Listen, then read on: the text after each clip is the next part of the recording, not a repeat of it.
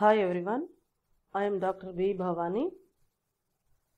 In today's concept, I would like to explain some keywords.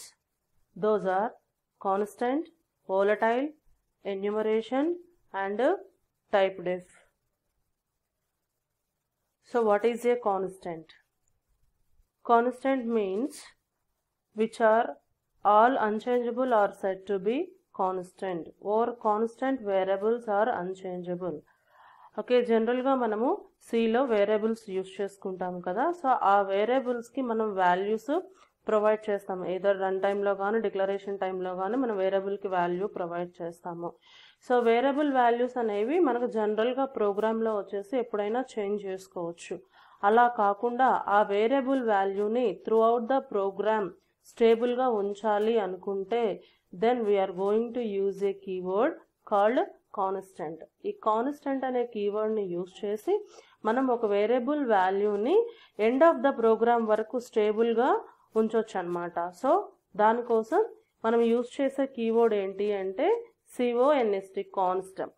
ఇక్కడ ఏంటంటే మనం ఈ కాన్స్టెంట్ వాల్యూని ఎప్పుడు ప్రొవైడ్ చేయాలి అంటే జనరల్గా ఎప్పుడైతే వేరియబుల్ని డిక్లేర్ చేస్తామో at the same time we are going to initialize or give the value to a variable by using a keyword called const.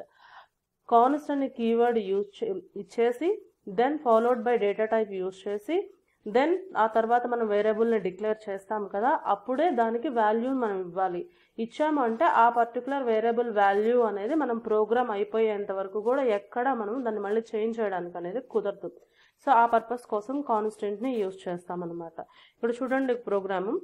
So first of all int main open curly braces here const keyword name then data type then I equal to my variable name equal to 16.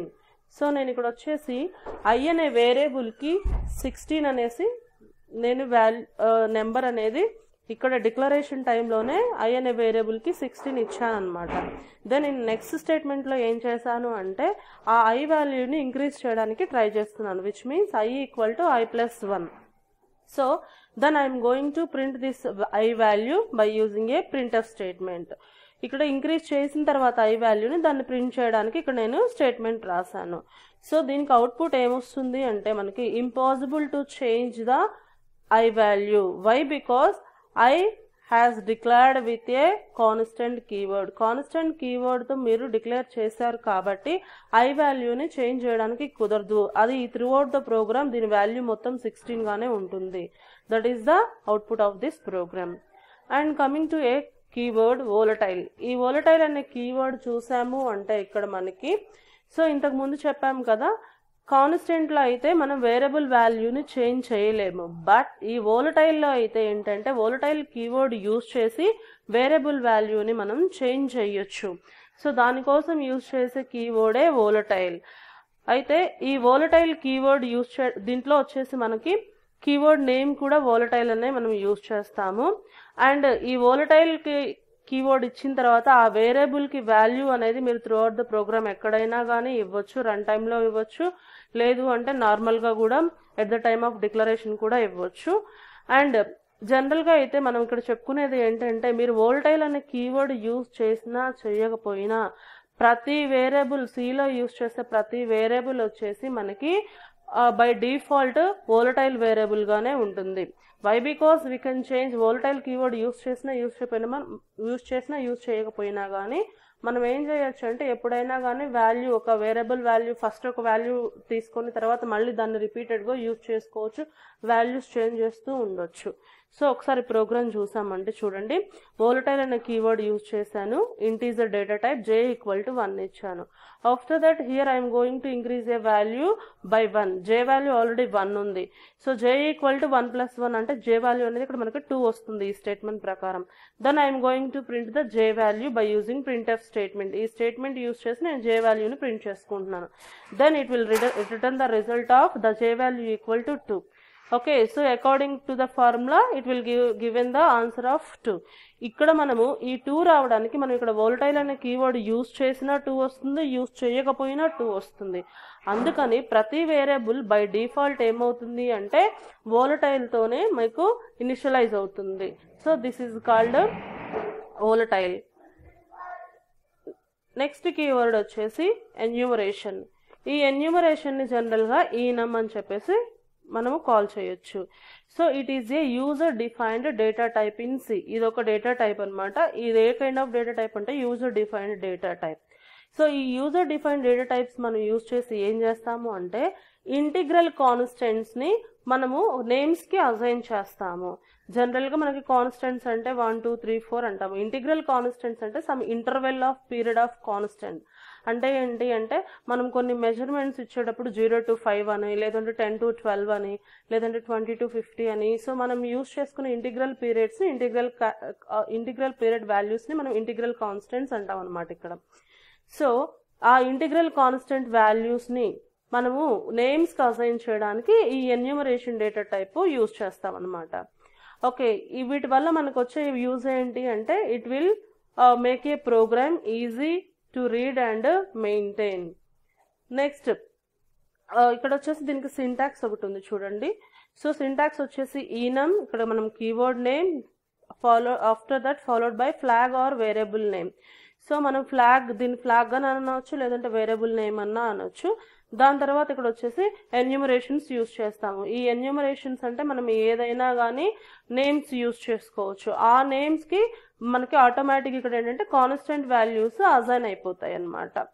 ఈ constant values ఏంటి అంటే by default 0 నుంచి assign అవుతాయి. So constant 1 దగ్గర 0, constant 2 దగ్గర 1, constant 3 దగ్గర 2, ఇలా వచ్చేసి మనకి బై డిఫాల్ట్ 0 నుంచి n నెంబర్ ఆఫ్ వాల్యూస్ అనేవి మనం ఇక్కడ డిఫైన్ చేసే ఎన్యూమరేషన్స్కి అలోకేట్ అయిపోతాయి. ఫర్ ఎగ్జాంపుల్ ఇక్కడ చూడండి, ఈ నమ్ అనేది యాజ్ ఇట్ ఈస్ కీవర్డ్ మనం తీసుకున్నాము. ఇక్కడ flag name or variable name బదులు నేను ఇయర్ అని తీసుకున్నాను.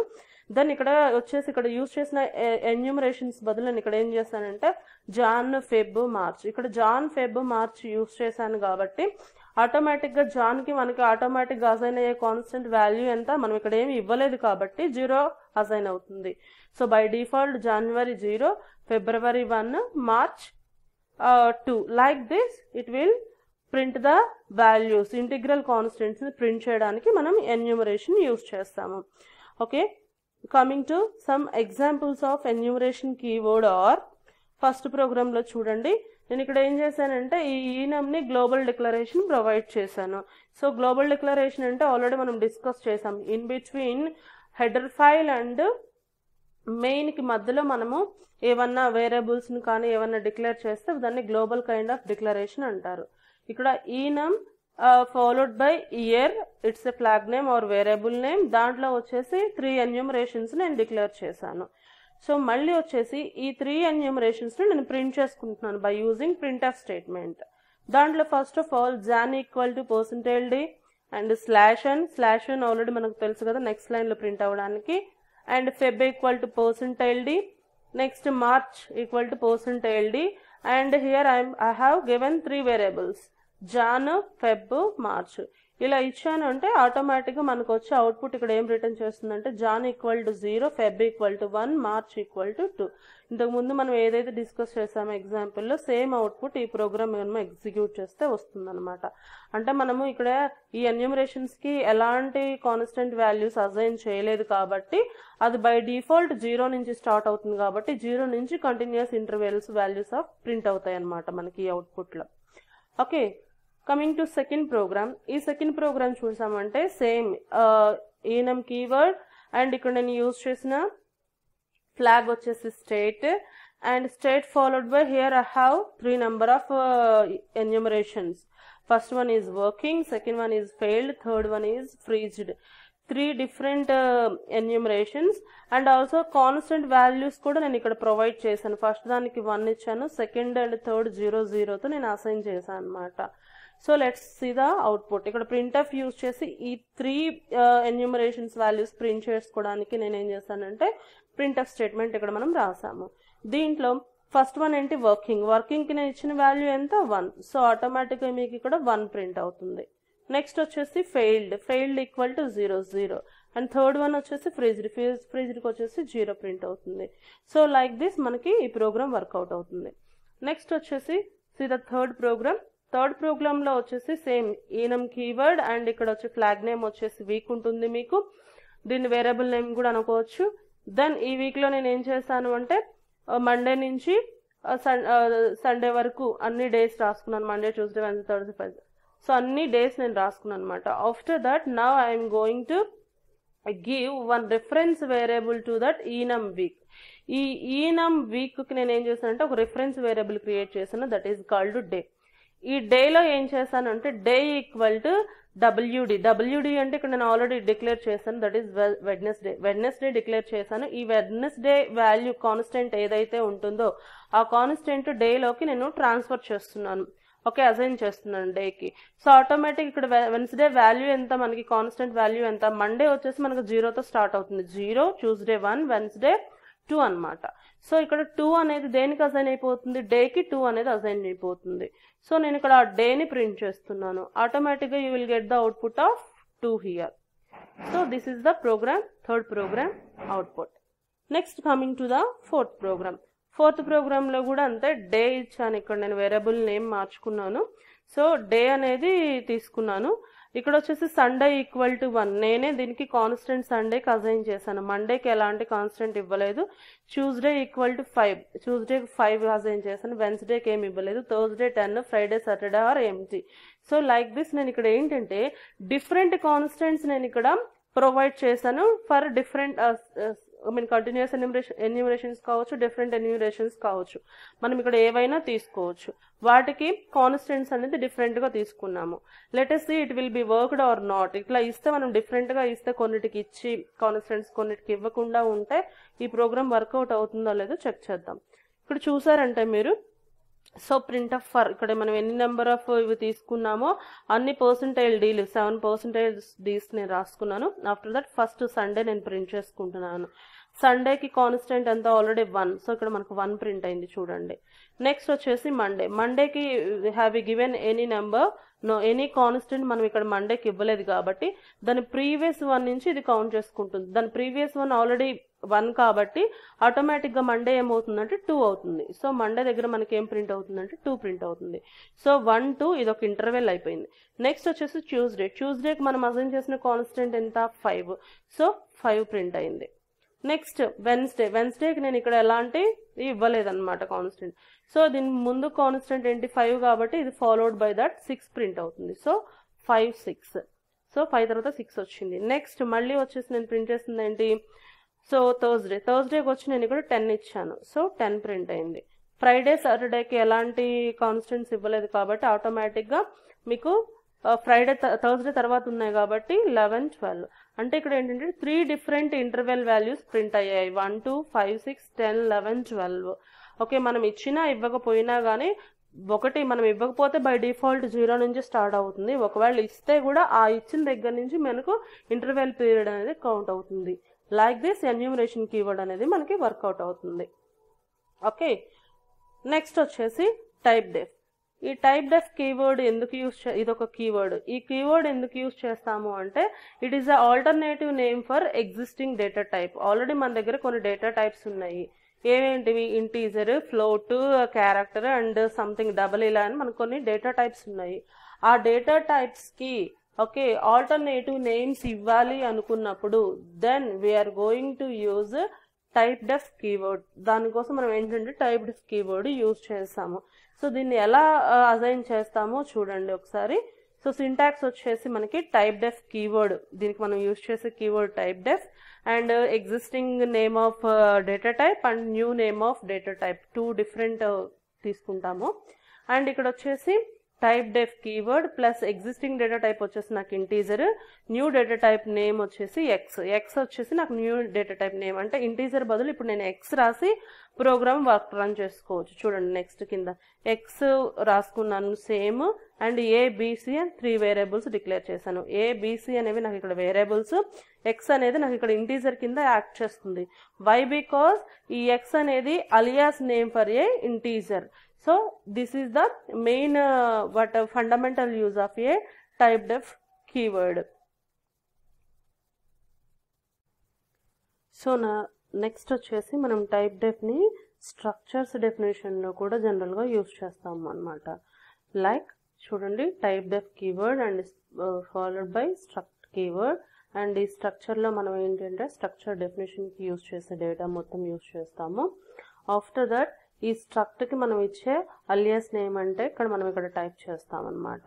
సో ఈ టైప్ చేసిన నేమ్కి మనం ఏంటంటే రిఫరెన్స్ ఆబ్జెక్ట్స్ కింద క్రియేట్ చేసుకుంటాము. సో లైక్ దిస్ ఈ టైప్ డెఫ్ అనేది మనము స్ట్రక్చర్కి అలియాస్ నేమ్ ప్రొవైడ్ చేయడానికి కూడా యూజ్ చేస్తాము. అండ్